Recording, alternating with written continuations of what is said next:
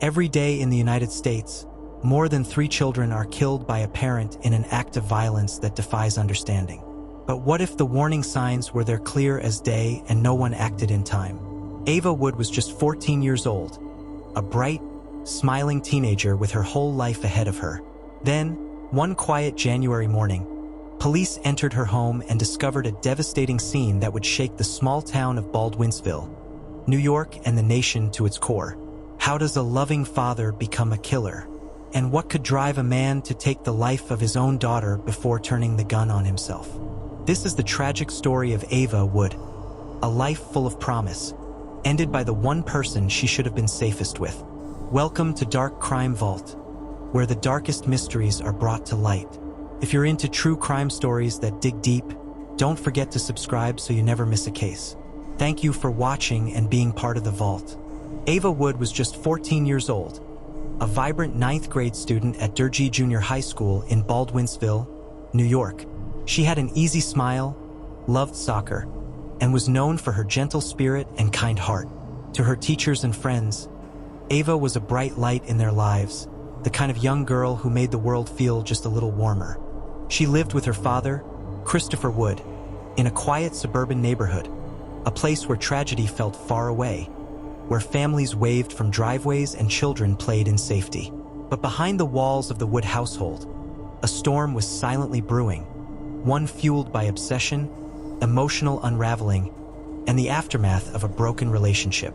Ava's mother, Heather Wood, had separated from Christopher nearly 2 years earlier, but his grip on the family hadn't loosened. He was unraveling, emotionally unstable, allegedly threatening, and dangerously unpredictable. What happened next would leave an entire community stunned and searching for answers. This is the story of Ava Wood, a daughter taken far too soon, a father no one thought capable, and a tragedy that asks haunting questions about missed warnings, mental health, and the fragile line between love and violence.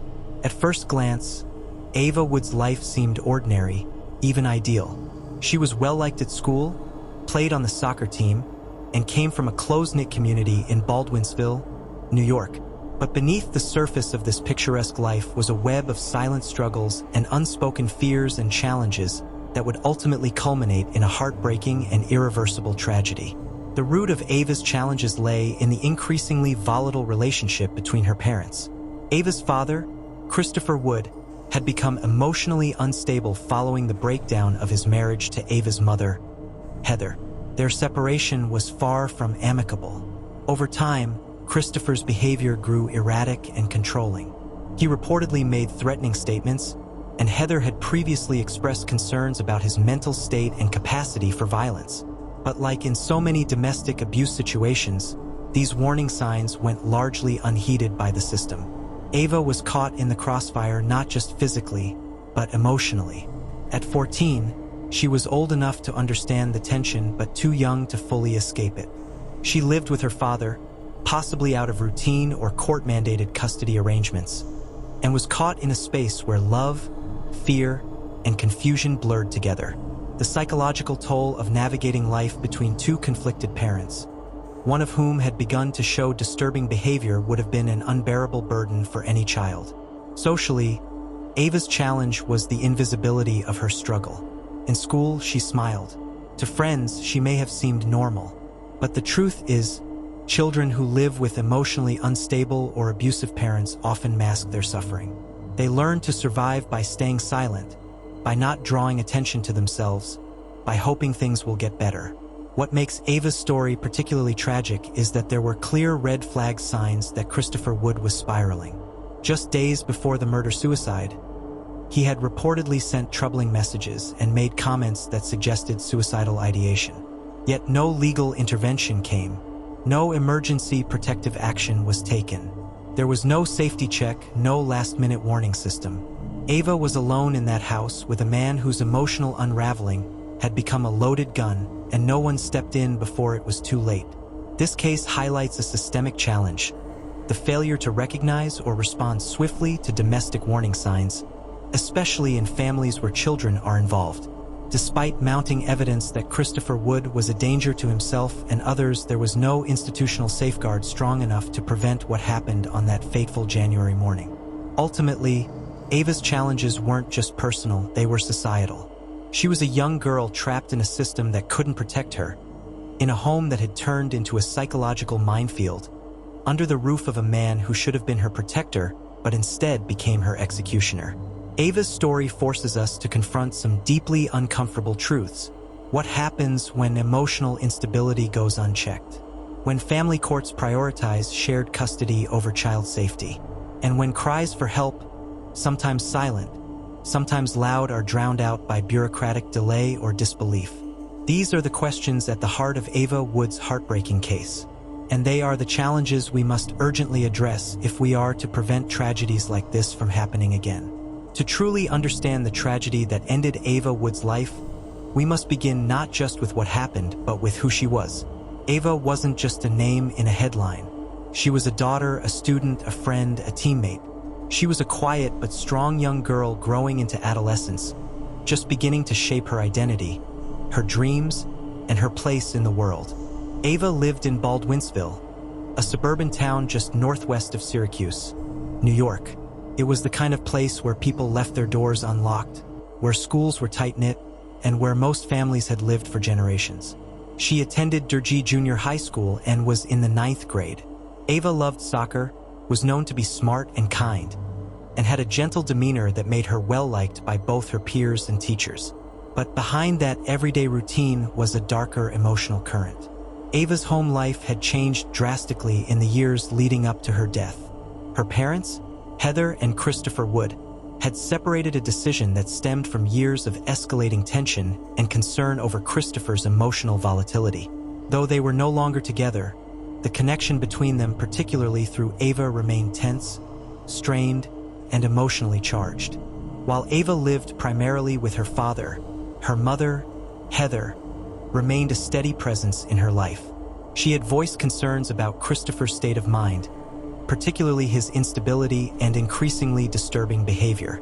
There were hints of control, manipulation, and what some close to the family would later describe as subtle emotional abuse. Ava was young but not blind. Children in these situations are often hyper-aware. They learn to read the emotional temperature of a room the moment they walk into it. And Ava, despite her age, was likely carrying the burden of trying to keep peace in a household that was quietly unraveling. Leading up to the tragedy, the situation became even more tense.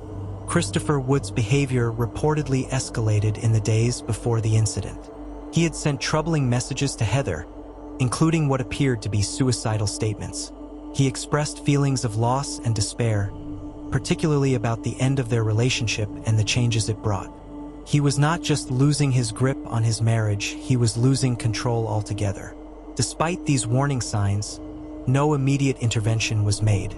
No emergency custody change, no welfare check, no mental health hold. And perhaps, like in so many cases, there was an underlying belief that things would calm down, that it was just talk, that he wouldn't go that far. The halls of Durgee Junior High School were just beginning to fill with the chatter of students starting a new day. Teachers reviewed their lesson plans, and Ava Wood's classmates, many of whom had grown up alongside her, were settling into their routines, unaware that something was terribly wrong. Ava, always punctual and present, was nowhere to be seen. Her mother, Heather Wood, knew this wasn't like her daughter. She tried calling, texting, no response. The silence grew heavier with each unanswered message, each minute that passed without explanation. A knot formed in Heather's stomach, one that only a mother can truly recognize. Something was wrong. That morning, she called 911. Police arrived at Christopher Wood's home on Lysander Court in Baldwinsville, a quiet cul-de-sac that, until then, had never known a crime scene. Officers knocked. No answer. They forced entry. What they found inside would not only shatter Heather Wood's world, but also send shockwaves throughout the community. In Ava's bedroom, they discovered her lifeless body in her bed, a single gunshot wound to the head. She had likely been asleep, unaware of what was coming, given no chance to run or scream. Just silence, then darkness. In another room, her father, Christopher Wood, was also found dead. The cause? A self-inflicted gunshot wound. His body lay near a long-barreled shotgun, his weapon of choice, in what was now confirmed to be a murder-suicide. This was the pivotal moment where suspicion turned into horror, and where every unheeded warning sign transformed into unbearable truth. The moment when a father who should have been his daughter's protector became her killer. A man trusted to provide safety and stability chose to inflict irreversible harm, not just to Ava, but to her mother, her friends, and her community. Investigators quickly began to piece together the timeline. Christopher had reportedly sent Heather alarming text messages the night before, suggesting self-harm and emotional distress. Though no formal custody battle was happening at that moment, the emotional control and possessiveness he still held over his family became disturbingly clear. For Christopher, the loss of his marriage was something he could never truly let go of. And, tragically, in a twisted, vengeful mindset, he may have seen killing Ava as the ultimate form of control and retaliation. What makes this climax even more painful is how quiet it was. There were no screams heard, no police standoff, no sign of chaos. Ava likely never even woke up. She was murdered in the very place she should have been safest. Her own bed by the man who had once cradled her in his arms. And just like that, a vibrant 14-year-old girl's life was stolen. Her future was erased in seconds. The key moment in this story isn't just the act itself, but what it represents. It marks the culmination of a slow, quiet descent into emotional instability and unchecked violence.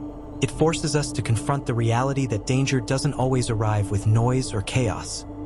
It can unfold silently, behind closed doors, in homes that appear perfectly normal on the outside. It also raises the most painful question. Could it have been prevented? This moment, the discovery of Ava's body became more than a crime scene. It became a call for reflection, for outrage, and for change. A wake-up call that the signs of emotional unraveling, when ignored, can lead to irreversible acts.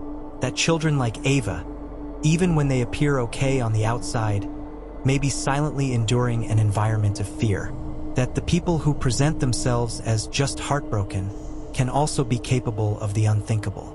As Ava's school held grief counseling sessions and the town gathered for candlelight vigils, the horror of that moment remained heavy in the air. Her bedroom, once filled with dreams and laughter, had become the site of an unspeakable loss.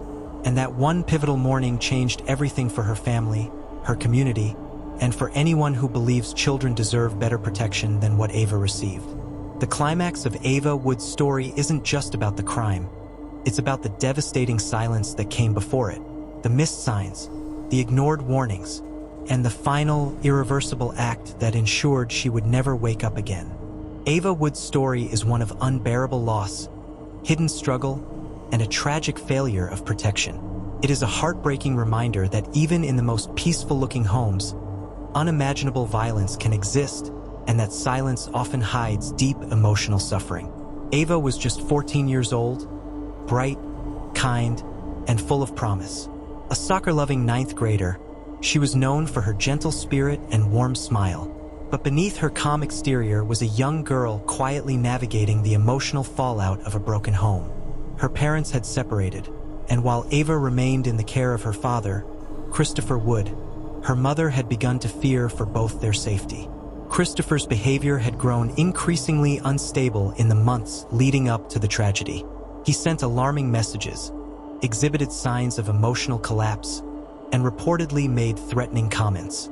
Yet, like in so many domestic violence cases, the signs were overlooked or minimized until it was too late. On January 20th, 2023, Ava's absence from school led to a wellness check. Inside the home, police discovered a devastating scene. Ava had been shot once in the head while she lay in bed. Nearby, her father had turned the gun on himself. A murder-suicide final, senseless, and unspeakably cruel. This case underscores several painful realities. That mental and emotional abuse, especially during separations and custody disputes, can escalate to lethal violence. That our systems often fail to respond quickly or effectively enough to warning signs even when they're clear. And most tragically, children like Ava, caught in the middle, are often the ones who pay the ultimate price. Ava's story is not just about what happened. It's about what shouldn't have happened and what must change moving forward. We must listen when someone says they're afraid. We must act when red flags appear. And we must create systems that prioritize the safety of children over assumptions of parental rights. As we remember Ava Wood, we also carry forward the hard but necessary lesson her story teaches us. Love should never hurt, and silence can be deadly. Let Ava's name be a call to protect the vulnerable, to challenge inaction, and to ensure that no more children are lost to preventable tragedies like this one. Ava Wood's story is devastating and sadly not unique. It forces us to think deeply about the signs we miss, the systems that fail, and the lives cut short far too soon. We want to hear from you. Backhand index pointing right, what are your thoughts on Ava's story? Do you think more could have been done to protect her? Have you or someone you know ever faced a similar situation where red flags were ignored? Let us know your thoughts, insights, or experiences in the comments below. Your voice matters, and your perspective could help others who are going through something similar. And if you're interested in more cases that explore the dark side of family violence and the overlooked warning signs, check out our video on the murder of Martha Moxley. It's another powerful, emotional true story that uncovers the hidden dangers behind closed doors. Don't forget to like, subscribe, and turn on notifications so you never miss a story that deserves to be told. Thank you for watching, and take care of each other.